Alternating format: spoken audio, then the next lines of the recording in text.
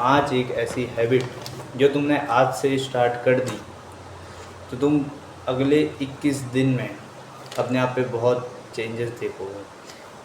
अब मैं तुम्हें एक चीज़ बताऊं कि जो मैं ये 5 हैबिट्स बता रहा हूँ, अगर तुम ये रेगुलर शिद्दत से फॉलो करते हो तो भाई तुम पूरे के पूरे चेंज हो जाओगे, ये मेरी गारंटी है। तुम्हें क्या करना है, वो 5 हैबिट्स क्या है वो मैं तुम्हें इस वीडियो में बताऊंगा। पहली हैबिट है सुबह जल्दी उठना। देखो, तुमने बहुत लोगों से सुना होगा सुबह जल्दी उठना चाहिए, ये वो। ये बात सच है कि तुम्हें सुबह जल्दी उठना चाहिए, क्योंकि तुम कहीं भी चीज़ देखना, तुम अगर सुबह जल्दी उठते हो तो तुम्हारा जो पूरा दिन भर का काम है तुम उस चीज़ में भी फोकस रहते हो। मतलब तुमने अगर मैं अगर अपने उससे बताऊं तो मैं सुबह उठ के जब ठंडे पानी से नहाता हूँ तो मेरा पूरा दिन अच्छा रहता है। मतलब मेरे पूरे के पूरे दिन भर के जो काम होते हैं मैं उनको अच्छे से निपटा पाता हूँ, और मेरा जो दिमाग रहता है वो पूरा का पूरा एक जगह ही फोकस रहता है। और मैं तुम्हें एक चीज़ बताऊँ तो तुम अगर सुबह उठ के कुछ प्रोडक्टिव काम करते हो या फिर तुम प्रोडक्टिव काम नहीं भी कर पाते तो तुम्हारे घर के बगल में अगर कोई हरी भरी घास है तो तुम वहाँ भी जा सकते हो, ऐसी कोई बात नहीं है।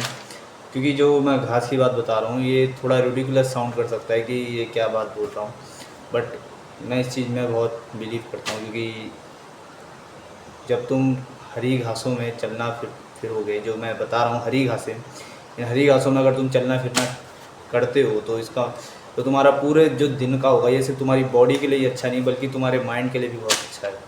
मैं जब 1 से 2 हफ्ते की बात है कि मैं 1 से 2 हफ्ते के लिए जब ऐसे ही चला करता था, ऐसे ही सुबह उठ के जल्दी पे 5 बजे तक मैं अपना बिस्तरा छोड़ देता था और हरी घासों में ऐसे ही चलता फिरता था या फिर वहाँ बैठ जाता था। एक हफ्ते में मुझे बहुत सी चीज़ें अपने आप पे दिखी। मैं ओवर थिंकिंग कम करने लग गया था, मेरी एंजाइटी कम होने लगी थी और मुझे बहुत बढ़िया फील होता था अंदर से भी और बाहर से भी। तो मैं तुम्हें यही बोलूँगा कि तुम हरी घासों में चलना फिरना शुरू करो। ये तुम्हारे फेस के लिए भी अच्छा हो सकता है, तुम्हारे पूरे काम के लिए भी, तुम्हारे मेंटल हेल्थ के लिए भी और तुम्हारी बॉडी के लिए भी अच्छा है ये चीज़। सेकंड है तुम्हारा जिम जाना। देखो, तुम अगर जिम नहीं भी जाते हो तो तुम घर में ही वर्कआउट कर सकते हो, बट तुम्हें एटलीस्ट 45 मिनट वर्कआउट करना ही पड़ेगा। तुम्हें तुम अगर अपने आप के लिए 45 मिनट तक नहीं निकाल पा रहे हो तो भाई तुम क्या ही कर रहे हो ज़िंदगी में। तुम्हें सिर्फ अपनी बॉडी के लिए 45 मिनट लगाने या आधा घंटा भी निकाल रहे हो तो अच्छी बात है भाई। ये तुम्हें दिन भर में एक्सरसाइज करनी चाहिए। वैसे तुम अगर ऐसे इंसान हो जो एक्सरसाइज नहीं करता है बिल्कुल भी तो भाई कुछ फ़ायदा नहीं है, क्योंकि तुम्हारी जो एक्सरसाइज है तुम्हारा डिसिप्लिन बिल्ड करती है। ये बात सच है कि जो तुम एक्सरसाइज करते हो ये चीज़ तुम्हारे डिसिप्लिन बिल्ड करती है। तुम्हें प्रोडक्टिव, तुम्हारे काम पे फोकस रहता है, तुम प्रोडक्टिविटी में आगे रहते हो, और साथ ही साथ तुम्हें डिसिप्लिन जो होता है उस चीज़ में बिल्ड करने का काम आता है। तीसरा है इमोशनल कंट्रोल। बात ऐसी है कि मैं बहुत छोटी छोटी बातों पे रिएक्ट करता था, और जब से मैंने ये चीज़ करना बंद किया, अपने आप के इमोशनल कंट्रोल पे अपने आप पे इमोशनल कंट्रोल लाया हूँ, तब से मेरे को बहुत अच्छा फील होने लगा है इस बार से। तो मैं इमोशनल कंट्रोल लाना कैसे, देखो पहली बात तो छोटी छोटी बातों पे रिएक्ट करना बंद कर दो। और ये लड़ाई झगड़े में अगर तुम्हें किसी ने कुछ बोल भी दिया या फिर किसी ने कुछ अंटसंट कह दिया, तुम्हारा हार्ट ब्रेक हो गया या इमोशनल कंट्रोल नहीं कर पा रहे हो, तो भी इस चीज़ में कंट्रोल करना सीखो। तुमने अगर इमोशनल कंट्रोल हो गए तो भाई तुम एक मैन की कैटेगरी में आने लगे। तुम्हें सबसे मैं जो एक मर्द होता है उसको उसका जो मेन जो चीज़ होती है वो होती है इमोशनल कंट्रोल। तुमने अगर इमोशनल कंट्रोल करना सीख लिया तो तुम एक मर्द के 10% लोगों में आओगे। ये बात मैं तुम्हें लिख के कह रहा हूँ, क्योंकि बहुत से लोग हैं, बहुत से ऐसे इंसान भी हैं जिन्होंने बहुत बहुत बड़ा उखाड़ लिया लेकिन वो अपने इमोशनल कंट्रोल नहीं कर पाते और न जाने क्या क्या बोल देते हैं। तो मैं तुम्हें यही बोलूँगा, इमोशनल कंट्रोल करना सीखो और छोटी बातों पे रिएक्ट करना बंद करो। Purpose B focus. और चौथी हैबिट है तुम्हारी पर्पस बी फोकस।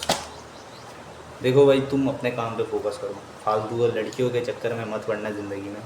क्योंकि मैं जो तुम्हें अभी भी बता रहा हूँ, शराब, लड़की और नशा, आपको इन तीनों चीज़ों को इग्नोर करना है। आप लाइफ में ग्रो करते रहोगे। देखो, तुम फोकस रहोगे, तुम फोकस गारंटीड रहोगे। तुम अगर फोकस नहीं भी रह पा रहे हो, मैं तुम्हें कुछ चीज़ बताता हूँ कि तुम्हें फोकस कैसे रहना है। अपना इंस्टाग्राम डिलीट कर दो 1 महीने के लिए। तुम्हें कुछ बाहर नहीं जाना है, मतलब बाहर जाना है, मतलब ऐसे बेमतलब का आवारागर्दी नहीं करनी है तुम्हें। बेमतलब के लिए इधर उधर ये गिल्लियाँ मारना बंद करो। अब तुम एक मर्द बनने के लिए आए हो यहाँ पे इस चैनल में, तो तुम्हें मैं यही बताऊँगा, तुम्हें ये चीज़ करनी पड़ेगी।